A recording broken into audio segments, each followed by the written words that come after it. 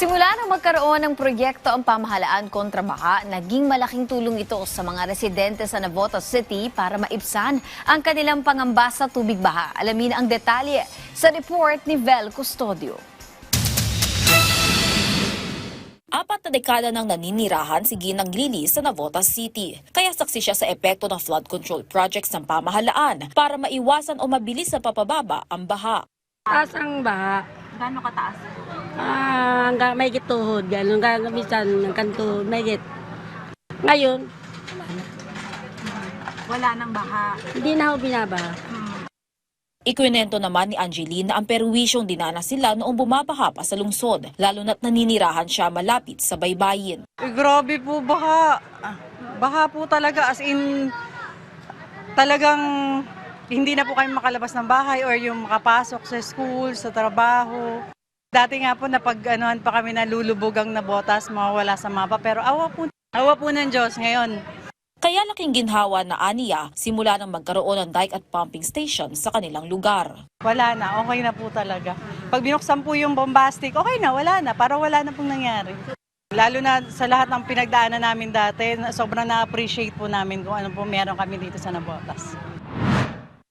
Makikita nyo sa aking likuran ng isa sa mahigit 70 pumping stations dito sa Navotas City.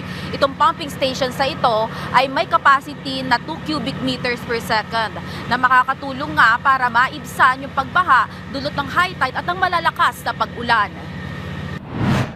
So kung makikita po ninyo, di lang naman problema natin pag umuulan. Nakita po niyo isang critical na bahagi ng flood control po natin. Itong dike po natin. So imagine po ninyo sa lakas ng alon niyan, dati wala pong dike, pasok po lahat ng tubig. At dahil may dike naman, pag umulan, kailangan mabomba natin yung tubig ulan. Well, unang-una, syempre, papasalamat tayo sa mahal na Pangulong BBM, kay Sec Vince Dizon at kay Kong Toby sa patuloy na pagsuporta dito sa mga programa po natin sa flood control. Dahil hindi binaha ang naturang lungsod sa kabila ng tuloy-tuloy na pag-ulan, walang naitalang evacuees sa Navotas. Sa 3 araw po na to, wala tayong evacuees dahil sa bagyo, dahil nga hindi naman po tayo nagkatubig doon sa mga kali po natin. Although binantayan natin yung mga areas na ganito, mga bahay dito, dahil talaga napalakas ng hangin. Pero hindi naman kailangan na lumikas. Pakiusap naman ni Navotas City Mayor John Ray Tiangco na makiisa ang mga mamamayan ng Navotas na magtapon ng basura sa tapang tapunan para hindi bumara sa pipe ang mga basura at mailabas ang tubig baha sa dagat.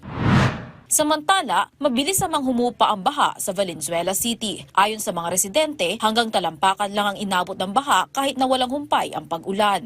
Pag malakas yung ulan, bumabaha lagi sa kalsada. Pero sandali lang naman. Pag hinto ng ulan, bumababa din naman. Kasi nung nakaraang taon, tagal bumaba yung tubig, ngayon mabilis na bumaba. Nauupa agad. Kanina nga hanggang dito yung tubig umupa naman kaagad. Halos walang baha sa kahabaan ng MacArthur Highway sa Valenzuela City as of 4 p.m. Maliban na lang sa ilang bahagi ng dalandana na may hanggang cutter deep na baha. Dulot na rin ito ng hindi pag-apaw ng tubig sa Tulyahan River. Sa panayam sa Radyo Pilipinas, sinabi ni Valenzuela City Mayor Wes Gatchalian na patuloy ang pagpapagana sa 32 pumping stations at pag-ikot ng mobile water pump sa lungsod para ilabas ang tubig patungong Tulyahan River at Manila Bay. Nasa 50 pamilya ang nanunuluyan sa evacuation centers. Karamihan ng mga inililikas ay mga naninirahan sa low-lying areas. Nakapagpamahagi na ang Valenzuela LGU ng Go Bags at disaster kits bilang kahandaan sa habagat at sa mga papasok pang bagyo sa loob ng bansa. Vel Custodio para sa Bayan.